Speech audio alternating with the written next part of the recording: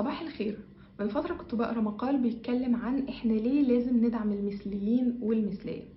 بشكل عام في تمييز بيحصل للمثليين في العالم، ونقدر شوية نتفهم حملات الغرب لحمايتهم من الاضطهاد، ولكن اللي مش قادرة اتفهمه ان الحملات دي تتحول لحملات دعائية وترويجية، وان احنا لو ما دعمناش المثليين احنا هيتم اضطهادنا، في حين ان الموضوع في الاول وفي الاخر كان حرية شخصية. ولكن مش ده اللي حصل مع لاعب كرة القدم إدريس جاي أو جاي، مش متأكدة من النطق بالظبط، لما رفض ان هو يلبس التيشيرت اللي عليه الارقام بتاعة اللعيبة، والارقام دي معمولة بالعلم او بالرمز بتاع المثليين، وتم اضطهاده، ويعني الناس كانت بتهاجمه.